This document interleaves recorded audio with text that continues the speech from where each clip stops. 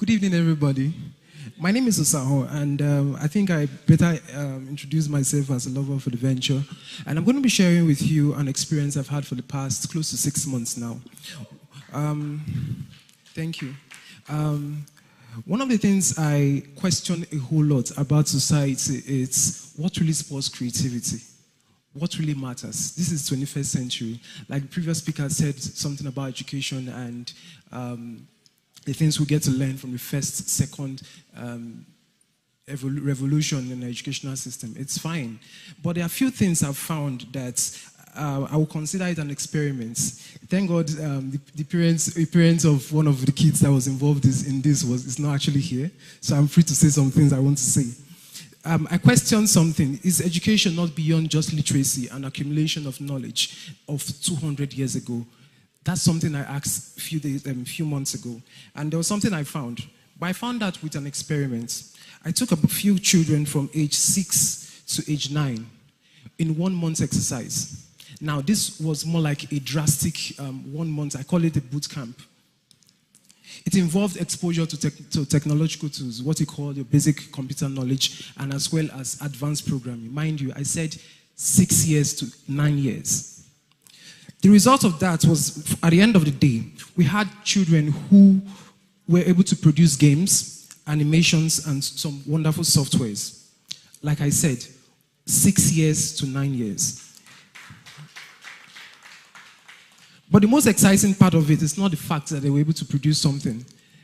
But the most exciting part of it was our observation and a gap we feel that is in the educational system today. Like, please, I'm not an educator. I'm just someone that loves adventure and someone that loves to question his environments. In the educational system, even as parents, there are few skills I think is missing in our educational system, even as we parent our children. The first thing I think we should learn is middle class. I grew up I would call it a middle class family, where I had the best of education when it comes to primary and secondary education. But I think there was something that was missing there.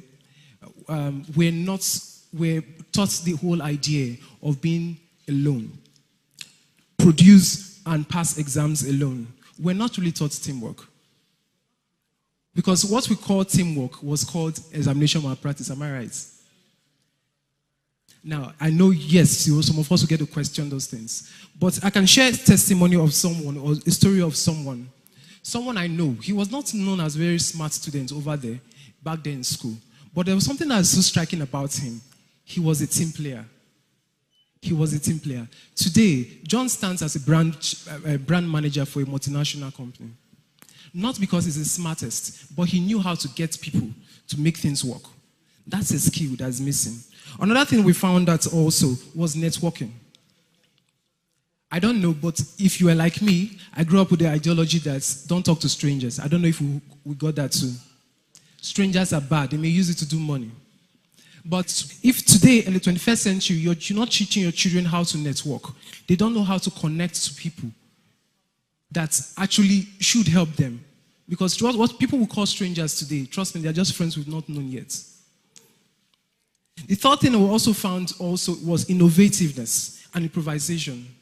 In course of this 1 month of boot camp with these children, one thing I found was this. I could remember the students coming back and telling me, "Uncle, please, we're having challenge in this. How do I get to do it? Oh, something is missing. The software, I couldn't get this." I said, "Figure it out. Oh, something is missing here. We did not bring it. We did not bring a projector. Okay, fine. How do we go about it?" Now, that's also sparked creativity in the children's head. How do we go about it? Now, I have limited resources. How do I go about it? That's innovativeness, and that's improvisation. The fourth skill also, I believe, that we also saw in the course of that 1 month was problem solving. I believe education is useless if you cannot help you to question the environment and bring out real solution that your society will be grateful for. I believe that what we call education, we call education over time has been literacy. Yes, you can read, you can write. But what happens when you just can't even handle the waste management problem you have in your environment? What happens when you just can't handle the sewage situation you have in your environment? Then your education and your PhD and whatever educational level you've attained is useless. Today, we celebrate the Chinese, but the Chinese, they are not scared of putting one or two together, no matter how rough. And they bring it together and build up something awesome. Today, we have a wonderful people which we call Africa. You know, Africa, when we talk about Africa on a global space, I tell my friend, the issue is this: me and you are the issue of Africa. This is the point. We remember when, I think that was early, yes, I was quite very young then. In the early 90s, you could have Japanese products. In fact, when you hear Japanese products, you just have a cold feet and you don't want to buy Japanese products. But it took Japanese that were able to get Japanese products, no matter how substandard they were. And that was because they were able to accept creativity at its raw form, and it grew over time. So problem solving is a part key.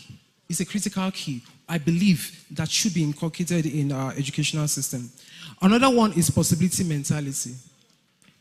During my NYC service, one of the issues I had having a conversation with a few persons was their perception.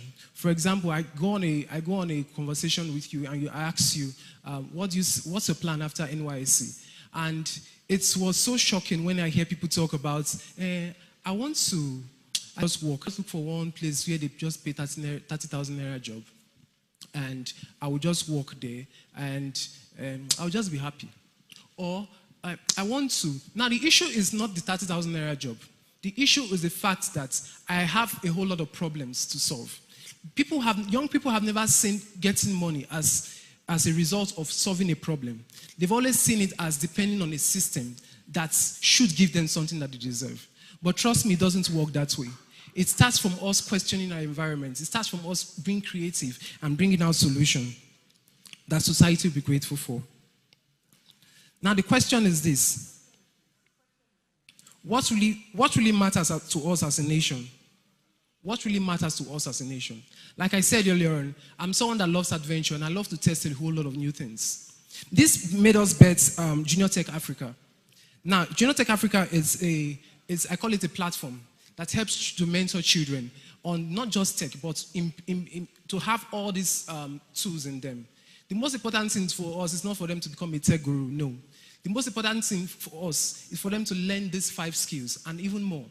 Because we believe that in the 21st century, if you want to be useful, it's not all about all that's in your head. It's all about what you can make to pass. It's all about what you can make to happen.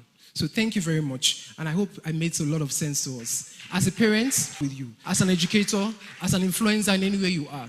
If you have a child with you, make sure that these 5 things, they get to learn it.